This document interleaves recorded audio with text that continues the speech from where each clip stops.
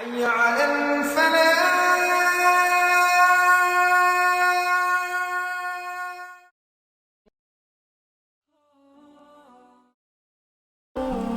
حضرت مولا روم رحمۃ اللہ علیہ اپنی کتاب میں تحریر فرماتے ہیں، ایک بادشاہ شکار کرنے کے لیے گھر سے نکلا، جنگل میں پہنچا، ایک ہرن دیکھا، اپنا گھوڑا اس کے پیچھے لگا دیا، آگے ہرن بھاگ رہا ہے، پیچھے بادشاہ اپنے گھوڑے کو دوڑا رہا ہے، بھاگتے بھاگتے گھوڑا بھی تھک گیا، بادشاہ بھی تھک گیا، پیچھا کیے جا رہا ہے۔ جب ہرن کے قریب پہنچا کہ اس کو ماروں، ایک طرف سے پتھر آیا، وہ پتھر آ کے ہرن کو لگا، ہرن گرا، گر کے مر گیا۔ بادشاہ کے تن بدن میں آگ لگ گئی، بادشاہ کے تن بدن میں آگ لگ گئی۔ یہ کون ہے جس نے میرے شکار کو خراب کیا؟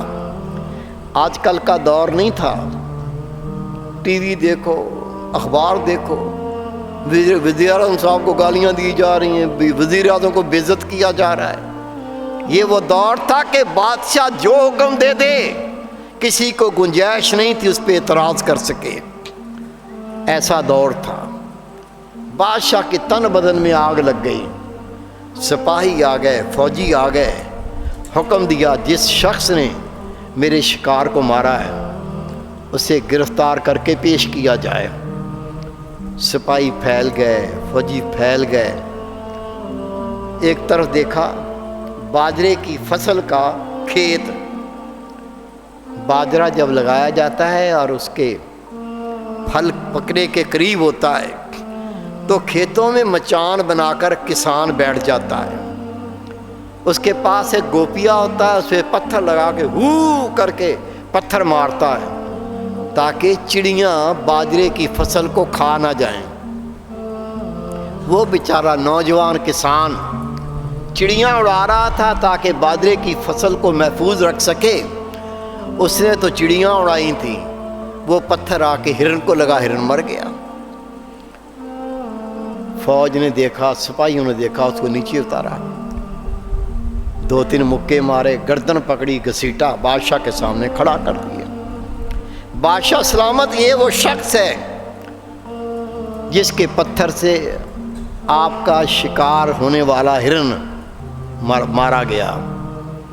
بادشاہ نے قہر کی نگاہ سے دیکھا، غصے میں دیکھ کے کہا، دیکھتے ہو یہ ہرن کتنے میل سے میں اس کے پیچھے آ رہا تھا، تیری جرت، تو نے یہ کس طرح کیا، میرے شکار کو مار دیا۔ جب بادشاہ نے ہرن پر اشارہ کیا، وہ پتھر جس سے ہرن مرا تھا اس پتھر پہ بادشاہ کی نگاہ گئی، وہ پتھر قیمتی یاقوت تھا، کسان کو پتہ ہی نہیں تھا۔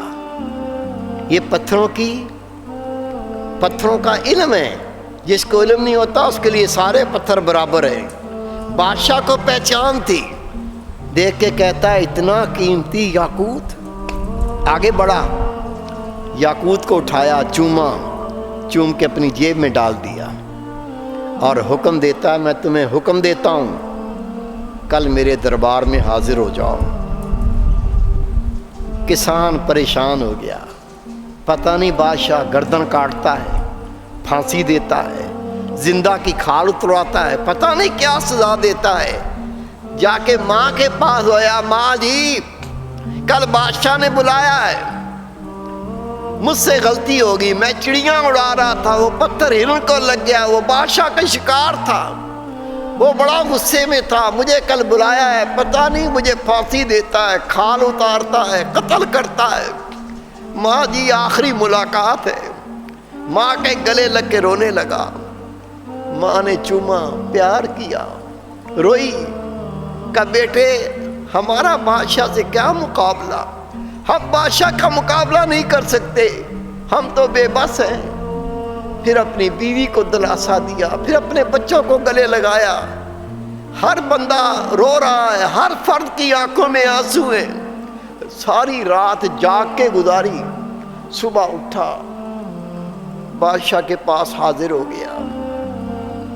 وہاں کے کارندوں نے بادشاہ کو اطلاع کی، بادشاہ سلامت، وہ کسان آ گیا ہے، حاضر ہو گیا ہے۔ بادشاہ تخت نشین تا حکم دیتا ہے اسے شاہی حمام میں غسل دو، اسے شاہی پوشاک پہنا کر میرے پاس لے آؤ۔ بادشاہ کا حکم، اسے شاہی حمام میں مل مل کے غسل دیا گیا، پھر شاہی پوشاک پہنائی گئی۔ کسان تھا، صحت مند نوجوان، جب شاہی پوشاک پہنی حسن نکھرا، بادشاہ کے دربار میں آیا۔ بادشاہ نے حکم دیا قاضی کو بلایا جائے اور میری شہزادی سے اس کا نکاح کیا جائے۔ قاضی آ گیا، یہ کسان سر پکڑ کے بیٹھ گیا، پتہ نہیں اس کی بیٹی اندھی ہے، کانی ہے، لولی ہے، لنگڑی ہے، کالی کلوٹی ہے۔ شہزادیوں سے نکاح کرتے ہیں شہزادے، یہ بادشاہ میں کسان، گوار، جاہل، غریب آدمی مجھ سے نکاح کر رہا ہے، لازمی طور پر اس میں کوئی ایسے نقص ہوں گے کہیں اس کی شادی ہوتی نہیں ہوگی، اب میرے گلے باندھ دے گا، میں ساری زندگی اس کی خدمت کروں گا، کبھی گوند ہوں گا، پتہ نہیں کبھی کیا خدمت کرنی پڑے گی، اور یہاں سے بھاگنے کی گنجائش کوئی نہیں ہے، بادشاہ سے میرا مقابلہ کوئی نہیں ہے۔ بیٹھا سوچ رہا ہے، اسی سوچ میں اس کا نکاح کر دیا گیا۔ بادشاہ نے ایک فرمان جو لکھا ہوا تھا اس نوجوان کو دیا اور کہا اس محل کا یہ حصہ تیرا ہے، یا اپنی بیوی کے ساتھ، شہزادی کے ساتھ اپنی زندگی گزار۔ پڑھا لکھا تھا نہیں، بادشاہ کا فرمان بغل میں ڈالا، پریشانی کے عالم میں، چکر آ رہے ہیں، پریشان ہیں، پتہ نہیں اب کیا ہوگا۔ اندر گیا، کمرہ عروسی میں پہنچا، دروازہ کھولا، اندر جب شہزادی پہ نگاہ پڑی، اس کا سر چکرایا، اس کو دورہ پڑا، زمین پہ گرا، بے ہوش ہو گیا۔ شہزادی بادشاہ کے گئی، ابا جان پتہ نہیں اس نوجوان کو مرگی کا دورہ پڑا ہے یا جنات کے اثرات ہیں، وہ تو بے ہوش ہو گیا ہے۔ بادشاہ نے شاہی طبیب بھیجے، اس کو دوائی دی، اسے پانی پلایا، وہ اٹھ کے بیٹھ گیا۔ شہزادی کہتی ہے میرے آقا، میرے سرتاج، آپ کو کوئی بیماری ہے، جنات کے اثرات ہیں یا مرگی کا دورہ پڑتا ہے، کیا مسئلہ ہے؟ وہ کہتا ہے میں کسان، زمین کا سینہ چیر کر محنت کر کے فصل لگانے والا، میں اس زمین کے اندر فصلیں بونے والا، فصلیں کاٹنے والا، میری تو بہت اچھی صحت ہے۔ کہا پھر بے ہوش کیوں ہو گئے؟ کہا میں پریشان تھا کہ بادشاہ جس بیٹی سے میرا نکاح کر رہا ہے یہ کالی کلوٹی ہوگی، کانی ہوگی، اندھی ہوگی، لولی ہوگی، لنگڑی ہوگی، کوئی اس سے نکاح نہیں کرتا ہوگا تو یہ میرے گلے میں ہاتھ ڈال دے گا، ساری زندگی میں اس کی خدمت کروں گا۔ لیکن اللہ کی قسم میں نے اپنی زندگی میں اتنی حسین لڑکی کبھی نہیں دیکھی، یہ بادشاہ نے تیرا نکاح میرے ساتھ کیوں کر دیا؟ شہزادیوں کے نکاح تو شہزادوں سے ہوتے ہیں، تیرا نکاح میرے ساتھ کیسے کر دیا؟ شہزادی کہتی آپ کو پتہ نہیں؟ کہا نہیں مجھے تو پتہ نہیں۔ شہزادی نے وہ دستاویز جو بادشاہ نے دی تھی پوچھا یہ دستاویز نہیں دیکھی؟ کہا میں پڑھا لکھا ہی نہیں ہوں۔ کہا یہ دستاویز میرے والد محترم نے آپ کو دی ہے، میرے والد محترم عدل کرنے والے، انصاف کرنے والے، اس نے اپنی بادشاہت میں کبھی ظلم نہیں کیا۔ وہ جو پتھر تو نے ہرن کو مارا تھا وہ قیمتی یاقوت تھا، اور اس پتھر کی قیمت میرے ابا جان کی بادشاہی سے دگنی تھی۔ جب بادشاہ نے دیکھا تو اس نے آدھی حکومت تیرے نام پہ لکھ دی، اور وہ یاقوت جو قیمتی یاقوت تھا اپنے خزانے میں جمع کر لیا۔ جیسے ہی اس کسان نے یہ بات سنی اسے پھر چکر آنے لگے، اسے پھر دورہ پڑا اور پھر بے ہوش ہو گیا۔ شہزادی نے پھر بادشاہ سے کہا بادشاہ نے پھر طبیب بھیج دیے، پھر دوائی دی، پانی پلایا، ہوش آ گیا۔ اس کی آنکھوں میں آنسو ہے، رو رہا ہے۔ میرے بیٹے اور میرے بھائی، خدا کی قسم اس وقت کی نشاندہی کر رہا ہوں جب آنسو بہاتے بہاتے آنسو ختم ہو جائیں گے، خون جاری ہو جائے گا۔ اور میرے محبوب فرماتے ایک بندے کی آنکھ کے نکلنے والا خون، اس پہ دنیا کے جہاز کھے جا سکتے ہوں گے۔ یہ صرف پچھتاوا ہوگا، لیکن سوائے رونے کے حاصل کچھ نہیں ہوگا۔ وہ کسان بیٹھا رو رہا ہے، آنکھوں سے آنسو روا۔